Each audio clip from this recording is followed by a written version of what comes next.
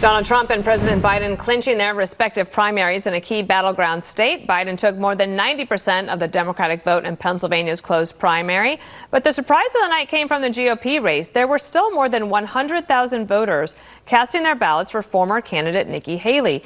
Now, you might remember she suspended her campaign last month after ballots had been printed. Donald Trump is already the Republican nominee. His last remaining primary opponent, Nikki Haley, dropped out 6 weeks ago in the beginning of March. And yet, somehow, in yesterday's Republican primary in Pennsylvania, which, to be clear, is a critical swing state for Trump, he only garnered 83% of the vote, while Nikki Haley, who, again, dropped out 6 weeks prior, garnered 17% of the vote, for about 160,000 votes in total. To explain how bad this is, Trump lost to Biden in Pennsylvania in 2020 by about 80,000 votes. Now, far from recouping those 80,000, he's got another 160,000 Republicans who just rejected him in that state. And before we hear the usual excuses, no, there weren't a bunch of liberal Democrats swinging the vote in the Republican primary. Pennsylvania is a closed primary state. The people voting in the Republican primary were Republicans. So at this point, Republicans don't get to finger point at anyone other than themselves. Of course, Trump's weakness is only further underscored by the fact that Biden managed to take 93% of the vote in the same Pennsylvania primary, which is largely in line with the results of the rest of the primary contests. And let's be clear, this has been the story of this primary season. Trump managed only 51% in Iowa, 54% in New Hampshire, 60% in South Carolina, 33% in D.C., 68% in Michigan, 46% in Vermont, 79% in Ohio. In fact, take a look at the results from these exit polls in Ohio from Republican primary voters. 20% of Ohio Republican primary voters would be dissatisfied with Trump as the nominee, 22% said he lacks the temperament to serve effectively, and 29% say he wouldn't be fit for office if convicted of a crime. And here's the kicker. 18% said they wouldn't support Trump in November, with 10% of that number preferring Biden and 8% saying they wouldn't vote for either. You heard that right. 1/5 of not just primary voters, but Trump's own base voters promised not to vote for him in November. If that is not a warning sign for Trump and his campaign, nothing is. All of which underscores the serious problems that Trump's campaign is contending with right now. Not only does his performance highlight his pattern of weakness within his own base, not only does it undermine his perceived strength that he's some master politician who can't stop winning, but most importantly, in my opinion, Nikki Haley continues to identify tens or hundreds of thousands of voters that the Biden campaign can flip. Even 6 weeks after leaving the race, she's proven herself invaluable at leaving the Democrats a blueprint of exactly what persuadable voters are out there. And the Biden campaign is wasting exactly zero time in targeting them. Bird brain. I call it bird brain. Nikki Haley has made an unholy alliance with rhinos, never-Trumpers, Americans for no prosperity. She was sitting there like... She's gone crazy. She's a very angry person. She is not presidential timber. I don't need votes. We have all the votes we need.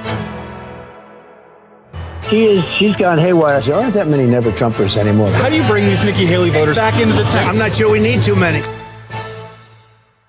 In fact, during a recent episode of Inside the Right with my co-host Tim Miller, he explained the importance of an ad like this. I think it's a good start for the Biden campaign and really focusing on these folks. This is a negative ad, right? It's amplifying the negatives, amplifying the ways that Trump has, disrespected Nikki Haley voters and basically invited them to leave. That we saw this in Arizona in the midterms. I do think this really hurt Kari Lake.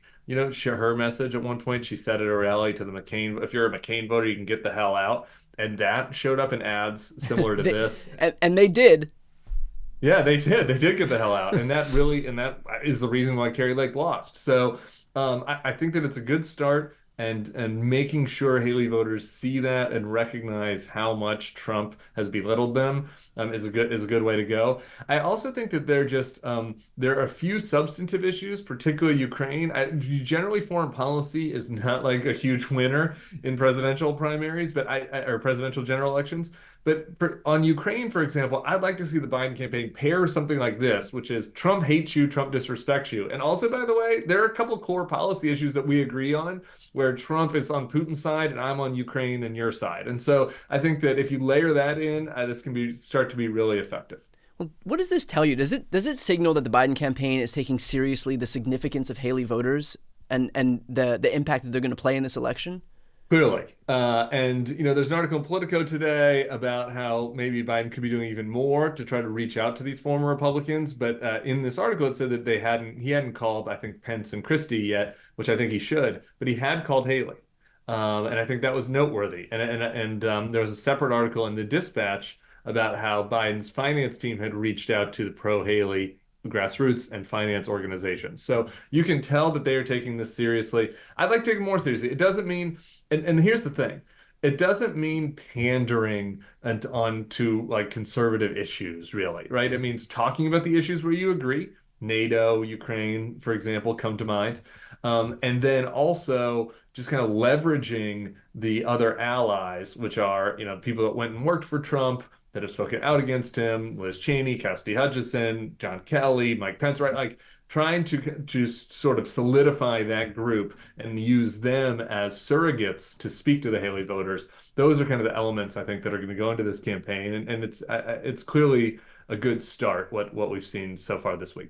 Yeah, I mean, I think people look at this and perhaps wrongly assume that Nikki Haley's going to have no impact because it's Nikki Haley. She's not some the second coming of Christ in the GOP. Yeah. Nor is Mike Pence, nor is James Mattis or Rex Tillerson or Chris Christie or any of these people. But taken together, this can have a big impact. I mean, this is death by 1,000 cuts for Donald Trump. And so, these elections aren't won by miles, they're won by inches. And we'll take every inch we can get. That's exactly what something like this does. If you needed an indication of what those persuadable Hillary voters are like, here's a montage put together by Republican voters against Trump. I'm a former Trump voter. I voted for Donald Trump in 2016 and 2020. In 2020, I voted for Trump again. I will never support Donald Trump. I will not vote for him in 2024. He's got so much baggage. Trump is the biggest threat to our democracy. He kept denying. And he lost the election. Donald Trump was responsible for the violence on January 6th. He could have prevented it. Trump talking about retribution. And going after people is disrespect of our military. The military people that he's disgraced. 91 criminal felonies. 4 different indictments. He mishandled classified documents. Taking documents. Now his desire to do away with NATO. Donald Trump talks about abandoning Ukraine. He said he'll be a dictator on day one. If he's going to be a dictator on day one, he's going to be a dictator, period. That kind of stuff scares me. Absolutely scares me. A second Trump term would be worse than the first. A second term for Trump would be far more extreme. It is dangerous, outright dangerous. I cannot support Donald Trump again. I'd never vote for him again. He'll never get my vote, ever,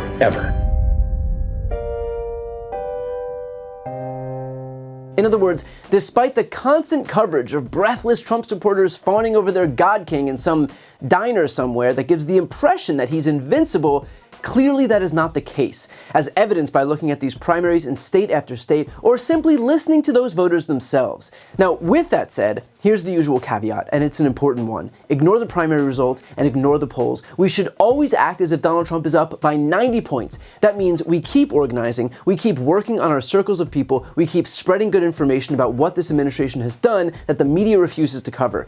And we don't get complacent because we get a good poll, and we don't give up in despair because we see a bad poll. That is all noise. The work that we do between now and November is all that matters. Which raises the question about this video: why cover these primary contests? Because it's telling us an important message, that Trump is vulnerable and that we can win. Again, that doesn't mean that it's going to be easy, because it's not. And it's going to require work and patience. But even Republican base voters are broadcasting that Donald Trump is in trouble, that they are not interested in siding with him. So our job is to do whatever we can to put together this coalition of Democrats, independents, and pro-democracy Republicans who all recognize the abject danger posed by this guy. This isn't about purity tests, it's about strategy. As for what we can do on an individual basis, and this has been my advice all along, find your circles, the 1 or 2 or 3 people in your lives who don't vote, who aren't interested in politics, who are ill-informed about what's going on, and make them your responsibility. Here's my usual pitch, and you may have heard this before, but I firmly believe in the power of repetition.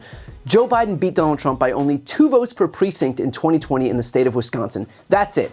2 votes per precinct was the difference between a Biden win and a Trump win in the tipping point state, which should serve to underscore the impact that you bringing out 2 or 3 voters who wouldn't otherwise have voted in this election. It might feel small, but the margins in these elections are small. Right now, politics is a game of inches, so please make sure to do your part and help Joe Biden and the Democrats gain every inch that we can get, if for nothing else than the preservation of democracy itself. Before you go, I need some help. Please subscribe to this channel and do your part to help grow the progressive media ecosystem.